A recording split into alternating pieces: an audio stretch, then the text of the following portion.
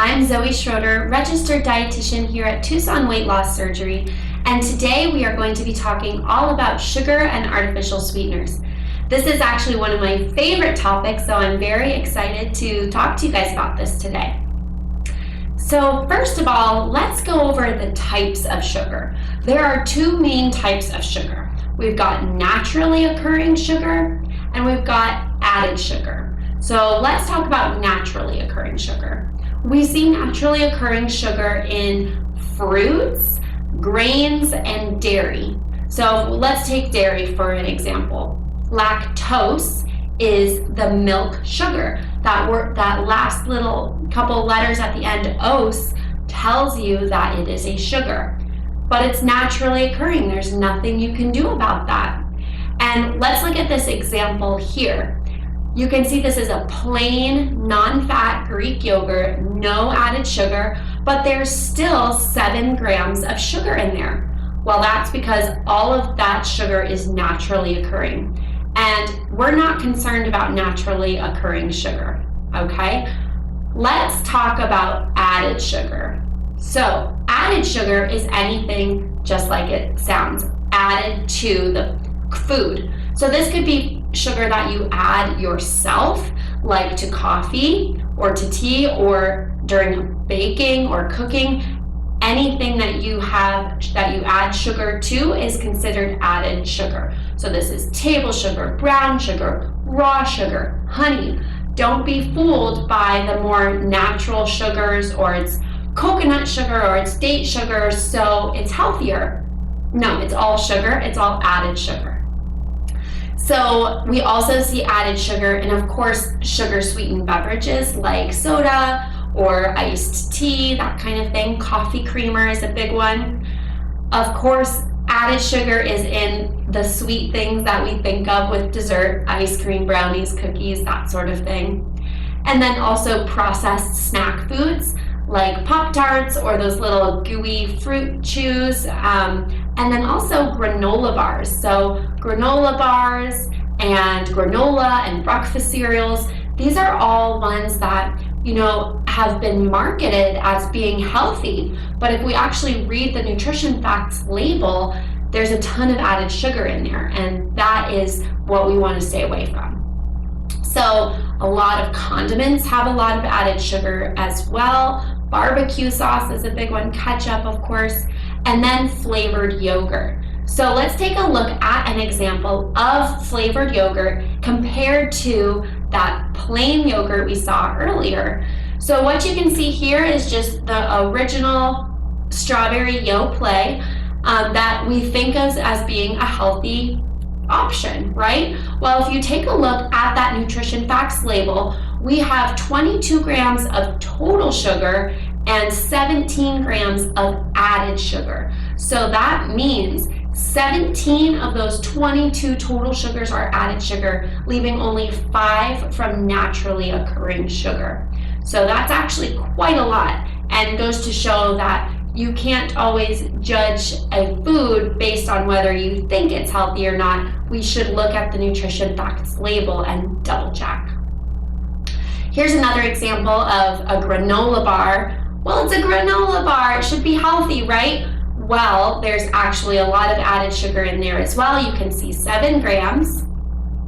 And now look at this here, barbecue sauce, same thing. We've got a lot of added sugar in there. And so if you're not careful and you use a lot of this, it can add up very, very quickly.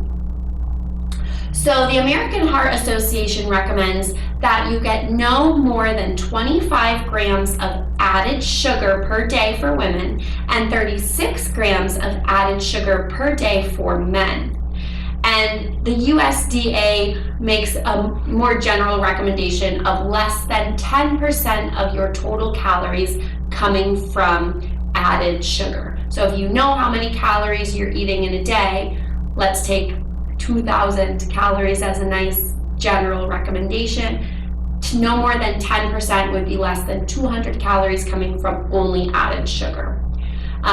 So this does not include that naturally occurring sugar. So the fruit that you eat, the plain Greek yogurt that you eat, The brown rice that you eat all has naturally occurring sugar, but we don't have to worry about it counting towards this recommendation of added sugar.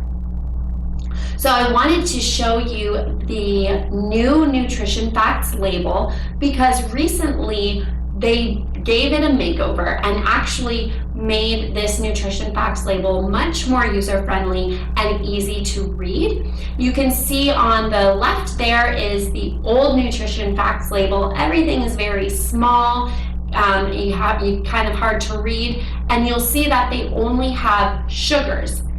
But in this new nutrition facts label, you can see that it's broken down by total sugar and then added sugar, which is awesome because that's the only one that we care about. So I'm really happy that they updated the nutrition facts label and made it much more easy to identify when there are those added sugars that we need to limit.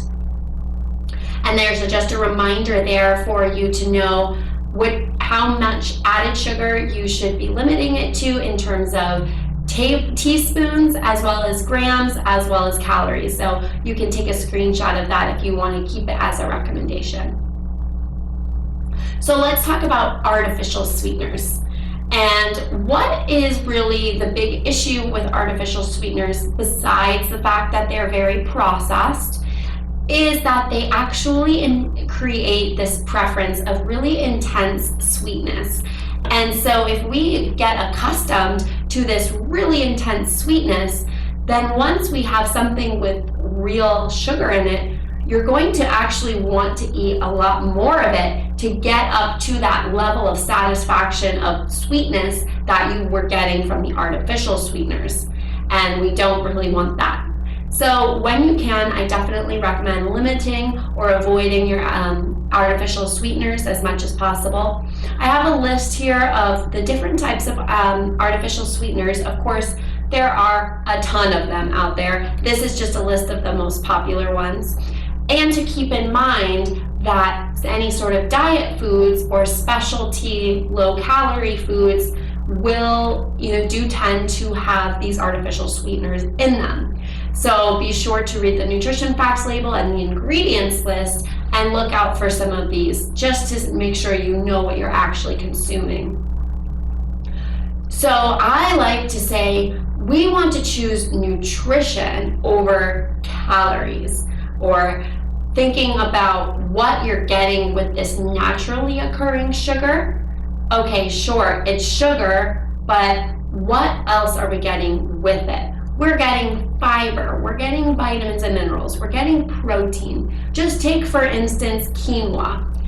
Quinoa is a grain, so it has naturally occurring sugar, but it also is very high in fiber, has a lot of protein in it, is actually considered a complete protein, and it's loaded with B vitamins and other vitamins and minerals that are really great for your health.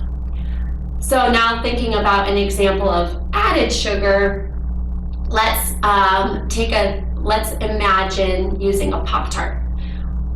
There's a ton of added sugar in there, right? But there's also going to be added fat, and most of the time that added fat is going to be hydrogenated, especially if it is a shelf-stable product. We're going to talk more about added fat in a couple of videos, so stay tuned. But you want to think about all these other things that you're getting along with that added sugar that might not be so good for your health or your weight loss. So definitely want to choose nutrition over calories. And then look at this bottom here. We say nutrient dense for the ones that have a nice big list of nutrition, and we say calorie dense for the ones that just are kind of a lot of empty calories. Okay, so in general, you do want to choose those real whole foods over packaged processed foods. As a general rule of thumb, if you take nothing away from any of these videos, eat real whole foods over packaged processed foods. It reduces your added sugar, it reduces your artificial sweeteners, and it increases the nutrients that you get from them. Okay, I hope you found this helpful. We are actually going to take part 2 of sugar and artificial sweeteners in the next video, talking about how to actually do it. All right, and if you're not already a member of our nutrition program, be sure to sign up. That gives you unlimited access to our group classes and direct contact with me. Hope you have a good day, and I'll see you in the next one.